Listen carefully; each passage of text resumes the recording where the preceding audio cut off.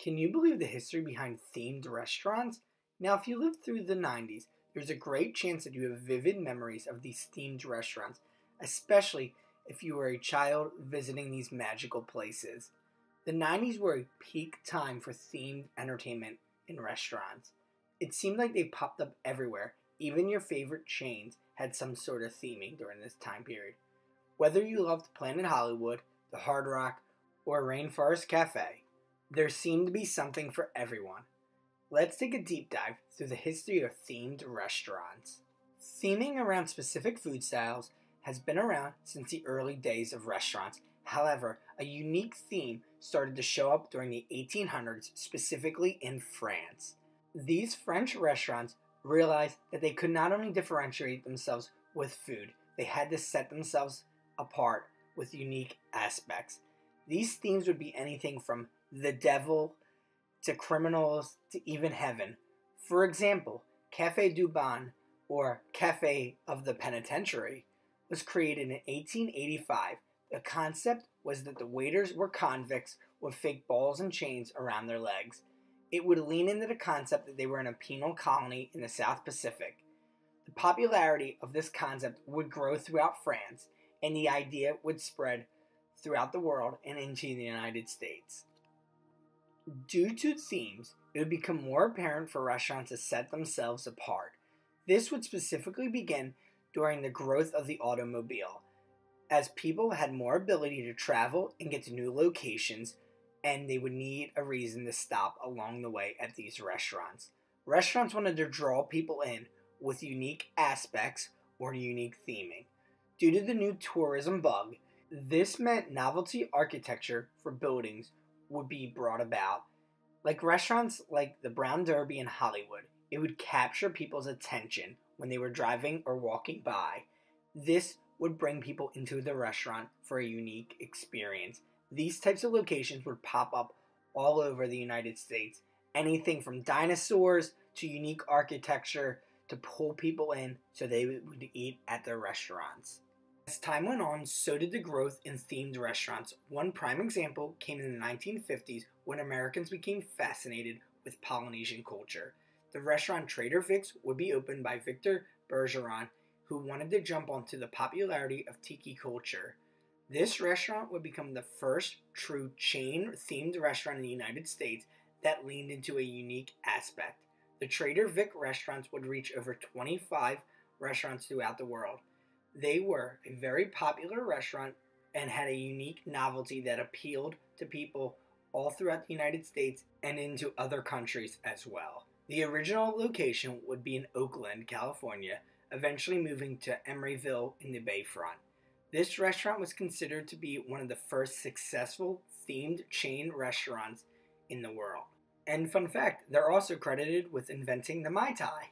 During the same time, Walt Disney would push forward the concept of themed dining and themed experiences through his concept of Disneyland. Disneyland meant that guests were in a theme park bubble experiencing the world of Disney. This theme park would have its own unique themed lands, with each having its own unique dining experience. In various lands of the Disneyland theme park, you could have your own experience, whether that's Adventureland or Fantasyland or even Main Street USA. You could have a dining experience like no other, or get a snack from a cart that was themed to a specific area. It was a very unique and utilized creative thinking from Imagineers, which is still utilized in the Disney parks today. A great example of utilizing the Disney-like concepts in a dining experience came in 1977. This would be when Nolan Bushnell, who was the co-founder of Atari, decided to mix food, video games, and Disney-like technology into one location. This location would be known as the first Chuck E. Cheese, which would be in San Jose, California. Chuck E. Cheese integrated an all-inclusive themed dining experience. It was built as a place where you could truly be in a bubble, just like that of Disneyland. It provided the opportunity to play games in an arcade with an atmosphere of fun around it, with Chuck E. Cheese and his friends showing off and having shows throughout the day. It truly brought a unique dining experience to kids all throughout the United States and the world. During the 1970s, themed experience show restaurants would also begin to appear across the world. The first medieval times would open in Spain in the 1960s.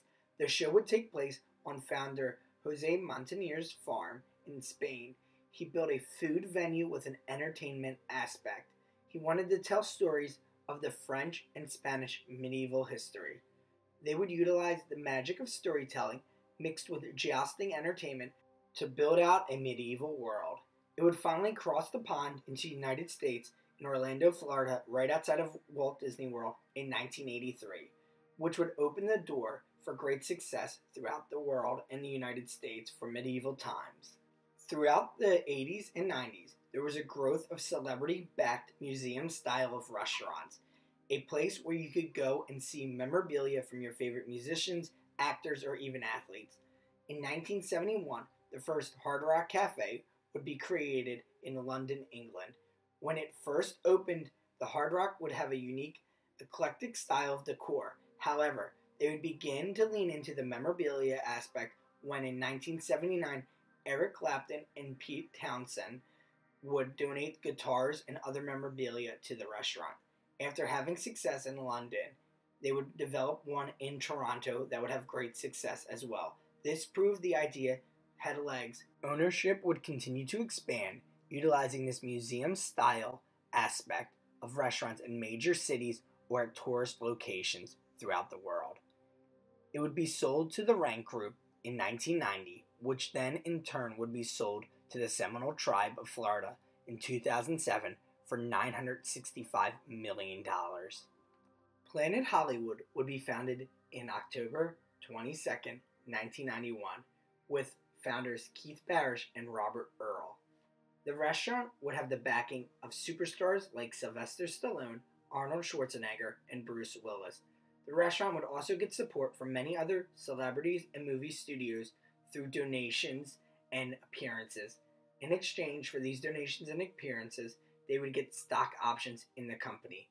Earl would have initial success with his themed restaurants in Britain before acquiring control of the Hard Rock Cafe International Eastern rights. This gave Earl more knowledge to run with his concept of Planet Hollywood. The first Planet Hollywood would open in 1991 in New York City and would have lots of media and fanfare attention. Planet Hollywood would have a very aggressive marketing and expansion plan, leveraging their celebrities to drive people to purchase items from their stores and eat at their locations. They would build locations in huge tourist destinations like Las Vegas and Walt Disney World during the 90s. Both locations would be the biggest for their time. They would also go public in 1998 due to their great financial success early on. Due to this success, they would also open a few official all-star cafes. These were restaurants with a sports theme that was backed by Wayne Gretzky, Joe Montana, Shaq, Ken Griffey Jr., and Andre Agassi, to name a few.